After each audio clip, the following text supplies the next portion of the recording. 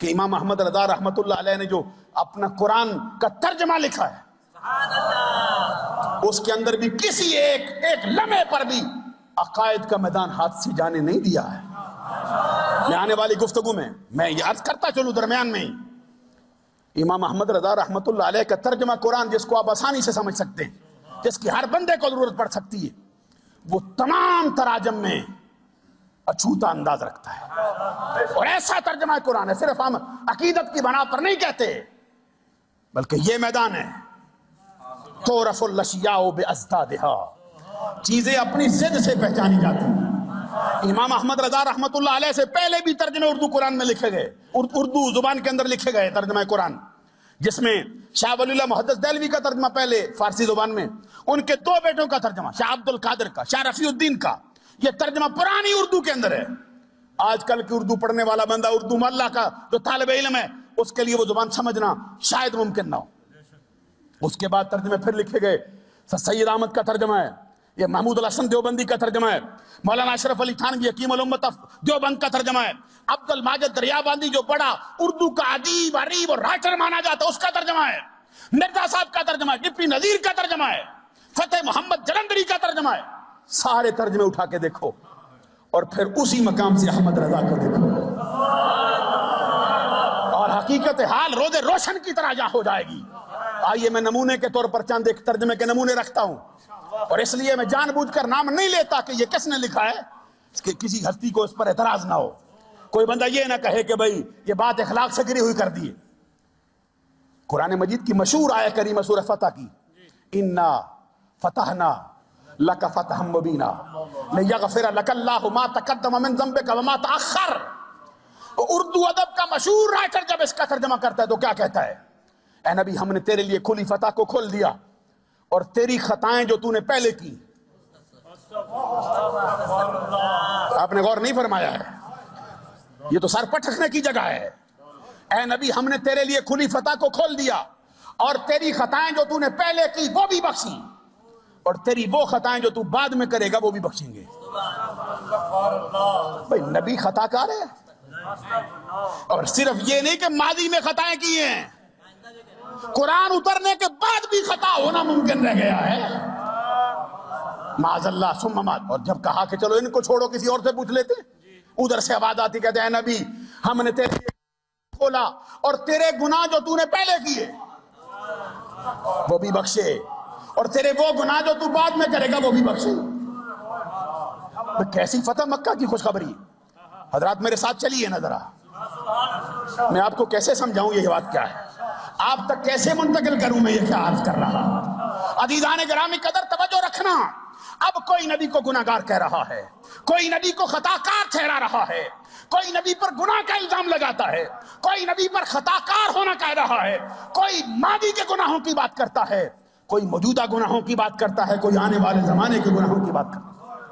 حالانکہ اہل سنت کی عقائد کی جو 8 کتابیں ان کے پڑھ کے دیکھو، اہل سنت کا اجماعی نظریہ، فقہ اکبر ہو، چاہے شرح فقہ اکبر ہو، چاہے مواقف ہو، چاہے شرح مواقف ہو، چاہے نبراس ہو، چاہے شرح عقائد ہو، چاہے تمہید ابو شکور سالمی ہو، چاہے خیالی ملا عبدالحکیم سیالکوٹی کی ہو، چاہے تمہید ابو شکور سالمی کی ہو، چاہے ملا علی قاری بولتا ہو، چاہے علامہ عبدالعزیز پرہاروی بولتا ہو، چاہے شرح مواقف والا میر سید شریف جرجانی کہتا ہو، سب کا اجماعی نظریہ ہے نبیوں کے بارے میں. کیا ہے؟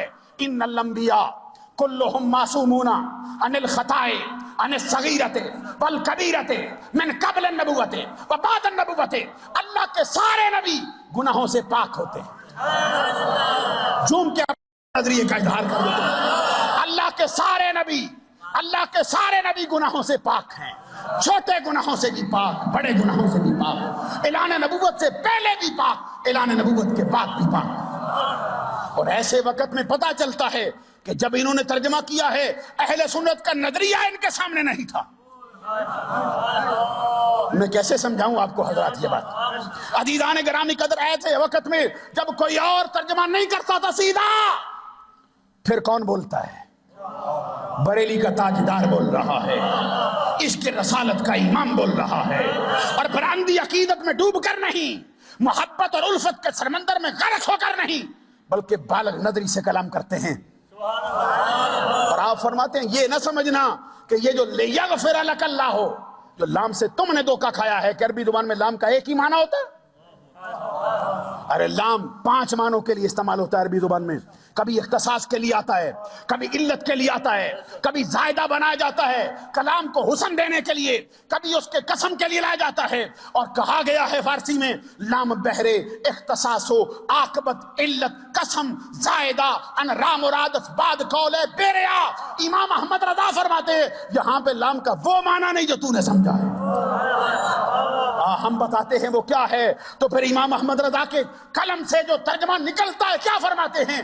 اے نبی ہم نے تجھ پر روشن فتح کو کھولا اور تیرے سبب سے تیری امت کے پہلے گناہ بھی بخشے بعد والے بھی بخشتے رہیں گے۔ یہاں پر تیرے گناہوں کی بات نہیں، تیری امت کے گناہوں کی بات ہے۔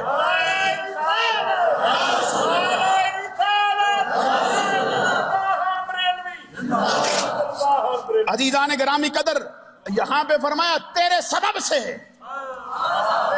اور پڑھ لو قرآن مجید کی آیت کریمہ، رب کہتے والا سوف یوتیک ربک فترضی، اے محبوباً قریب تجھے اتنا عطا کریں، اتنا عطا کریں گے کہ تو اپنے رب سے راضی ہو جائے گا، راضی ہو جائے گا۔ قیامت کا دن ہوگا، تجھے تیری امت کی مغفرت و بخشش دیتے جائیں گے، دیتے جائیں گے، اور سامنے بٹھا کے پوچھیں گے محبوب بتا اب راضی ہے؟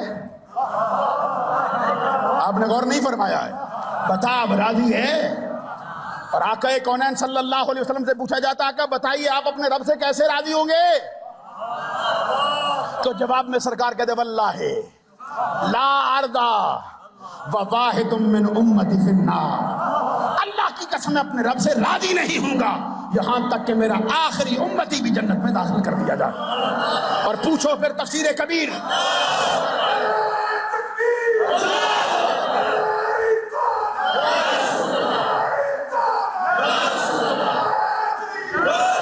اور پوچھئے امام راضی سے، فخر الدین راضی سے، مفسروں کا امام، اپنی کتاب شہرائے آفاق کتاب کے اندر امام راضی رحمت اللہ علیہ اپنی تفسیر کبیر جلد 4 صفحہ نمبر 106 پر حدیث قدسی نقل کرتے ہیں۔ آقا کونین صلی اللہ علیہ وسلم نے فرمایا مجھ سے میرا رب کہتا ہے یا محمد کل احد یطلب الرضائی وانا اطلب رضاک فی الدارین، اے محمد کائنات کا ذرہ ذرہ میری رضا چاہتا ہے لیکن میں دونوں جہانوں میں تیری رضا چاہتا رہتا۔ اور اسی کا ترجمہ امام احمد رضا نے کیا، خدا کی رضا چاہتے ہیں دو عالم، خدا کی رضا چاہتے ہیں دو عالم، خدا چاہتا ہے رضائے محمد، خدا چاہتا ہے رضائے۔ اور پھر کوئی ایک مقام ایسا نہیں جس پر ترجمہ نگاروں نے ٹامکٹویاں کھائی ہیں، جس پر وہ بھٹکتے رہے ہیں، زگ زیگ ہوئے ہیں ہر راستے سے۔ میں آپ کو یہ تو آقا کونین کی عصمت کی بات ہے، آئیے ذرا میں ایک مقام آپ کے سامنے وہ بھی رکھوں۔ حضرت عیسیٰ روح اللہ کلمت اللہ، جن کی ماں پاکیزہ طیبہ طاہرہ صدیقہ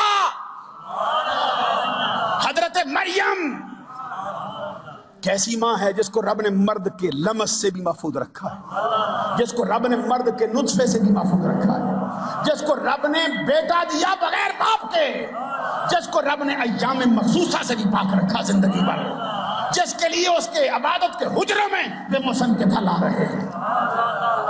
حضرت مریم کی پاکیزگی کی گواہی رب نے قرآن میں دی، کیا فرمایا وَمَرْيَمَ ابْنَتَ عِمْرَانَ الَّتِي أَحْسَنَتْ فَرْجَهَا۔ اب میں جان بوجھ کر نام نہیں لیتا کس ترجمہ نگار نے کیا ہے ترجمہ، پڑھا ہم نے ترجمہ کہتے ہیں عمران کی بیٹی مریم جس نے اپنی شرمگاہ کی حفاظت کی۔ میں نے کہا بھائی سمجھ بوجھ رکھنے والے بندے تو سرے محفل اپنی بیٹیوں کا نام لینا گوارا نہیں کرتے، اور تو مریم کی شرمگاہ بتا رہا ہے۔ کسی نے کہا چلو ان کو چھوڑو، فلاں بڑا رائٹر ہے اس کو پڑھاؤ، ہم نے اس کو پڑھا تو کیا کہتے ہیں عمران کی بیٹی مریم جس نے روکے رکھا اپنی شہوت کی جگہ کو۔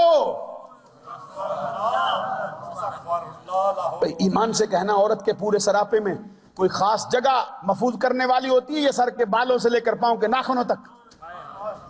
جب ہم نے یہ سوال کیا تو کون بولتا ہے؟ ملکہ فردوس بری، نور چشم رحمت للعالمین، ہمارے آقا کے جگر کا ٹکڑا، عصمت کا در نہاں، عفت کا گنج گراں، شہزادی کون و مکان، حسن و حسین کی ماں، آقا کونین کی لخت جگر، فاطمہ تو سیدۃ نساء اہل الجنہ، فاطمہ تو سیدۃ نساء العالمین۔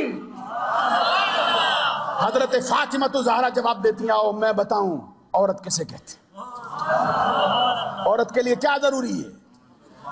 حضرت فاطمہ تو زہرا سے پوچھا گیا، امی جان بتائیے عورت کسے کہتے ہیں؟ آپ فرماتے ہیں عورت میری نظر میں وہ ہے جس کے سراپے پر پوری زندگی کبھی غیر محرم کی نگاہیں نہ پڑی ہوں، اور اس کا دوسرا رخ یہ ہے کہ جس کی نگاہوں نے پوری زندگی کبھی غیر محرم کو نہ دیکھا ہو۔ ارے فاطمہ الزہرا کی نظر میں عورت وہ ہے، اور کوئی شرمگاہ بتا رہا ہے، کوئی شہوت کی جگہ کو روکنا بتا رہا ہے۔ ایسے وقت میں جب سب کی گردنیں جھکی ہوئی تھی کون بولتا ہے؟ بریلی کا تاجدار بول رہا ہے، امام احمد رضا بولتے ہیں، فرماتے آؤ ہم بتاتے ہیں ترجمہ کیا ہے۔ مریم ابنت عمران التی احسنت فرجہا، عمران کی پاکیزہ بیٹی مریم جس نے اپنی پارسائی کی حفاظت کی۔ کاش کوئی اردو ادب کو سمجھنے والا بندہ ہو یہاں پہ، جس نے اپنی پارسائی کی حفاظت، ایسا جملہ استعمال کیا، ایسا لفظ لائے جس میں پاکیزگیاں ساری سمٹ کے جمع ہو جاتی ہیں۔ اور پھر میں کہاں تک عرض کروں، یہاں جو کہا جاتا ہے کہ توحید کے بڑے رکھوالے ہیں، توحید کے بڑے متلاشی ہیں، ایک مقام میں ادھر سے بھی دکھا دوں آپ کو۔ اب اس پر میں نے 20 ترجمے دیکھے۔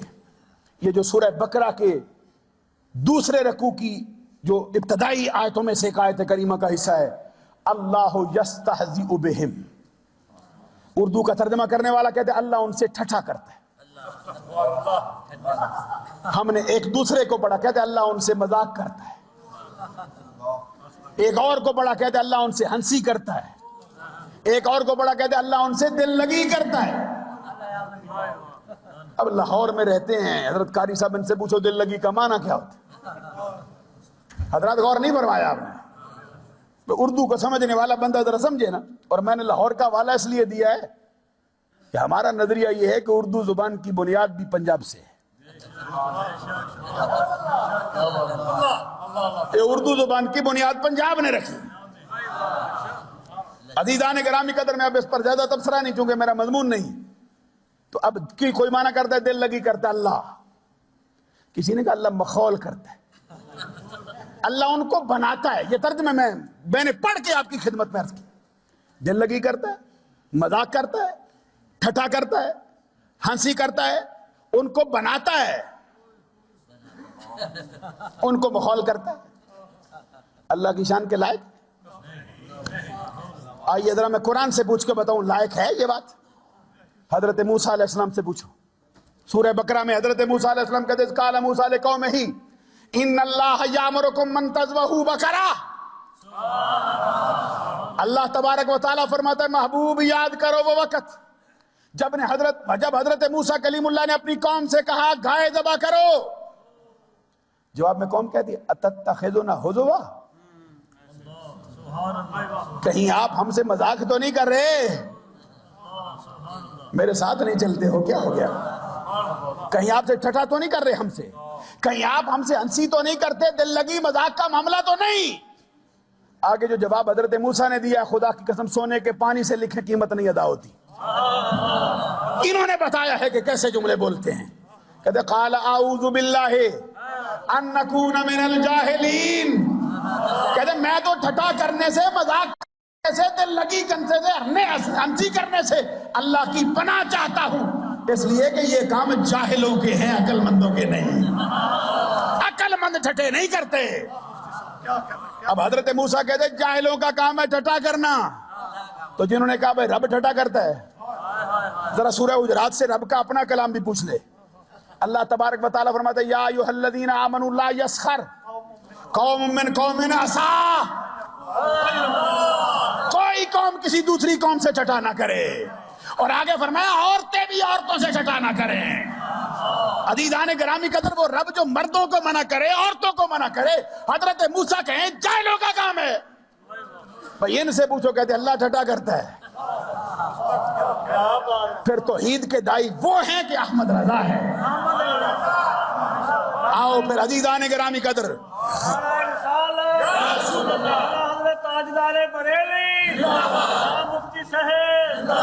عزیزان گرامی قدر، میں یہ بات عرض کر رہا تھا، اب آئیے ذرا ایک اور مقام بھی آپ کے سامنے رکھو۔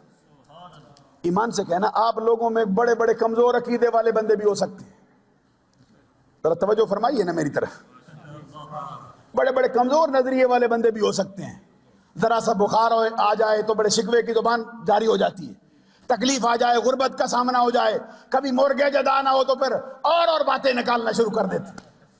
لیکن ہم آپ سے پوچھتے ہیں، کسی ایک بندے سے، کسی کا یہ نظریہ ہو سکتا ہے کہ اللہ ہمارے اوپر کنٹرول نہیں کر سکتا، اللہ ہم پر قابو نہیں پا سکتا، اللہ ہم پر قدرت نہیں رکھتا؟ چلو تم تو نبی کا کلمہ پڑھتے ہو، سرکار کی غلامی کا پٹا اپنے گلے میں ڈالا ہوا، تمہارے سینے میں تو مدینے والی سرکار کی محبت ہے، تم کیسے کہہ سکتے ہو؟ ہم یہ سوال یہودیوں سے کر لیتے ہیں، یہودی کا بھی نظریہ یہ نہیں کہ اللہ ہم پر قابو نہیں پا سکتا۔ چلو عیسائی سے پوچھ لیتے ہیں، اس کا بھی یہ نظریہ نہیں کہ اللہ ہم پر کنٹرول نہیں کر سکتا۔ چلو وہ تو آسمان سے اترنے والی کتابوں کا ماننے والا اہل کتاب ہے، کسی ہندو سے پوچھ لیتے ہیں، اور بولو تو صحیح نظر وہ کسی سکھ سے پوچھ لیتے ہیں، وہ کسی آج کل کے دنیا دار سے پوچھ لے جس کو دین کا پتہ ہی نہیں، رب قابو پا سکتا ہے یا نہیں؟ تو اب پڑھ ان کا ترجمہ، پھر حضرت یونس علیہ السلام کا تذکرہ کیا نا، تو پھر ان کے سارے ترجمہ نگاروں نے کہا وَظَنُّونَ إِذْ ذَهَبَ مُغَاضِبًا فَظَنَّ أَن لَّن نَّقْدِرَ فَنَادَىٰ فِي الظُّلُمَاتِ أَن لَّا إِلَٰهَ إِلَّا أَنتَ سُبْحَانَكَ إِنِّي كُنتُ مِنَ الظَّالِمِينَ۔ ان کے ترجمہ نگاروں کا ترجمہ کیا ہے؟ کہتے اس مچھلی والے نے جب وہ چلا غصے میں بھرا، اپنے دل میں گمان کیا کہ ہم اس پر قابو نہیں پا سکتے،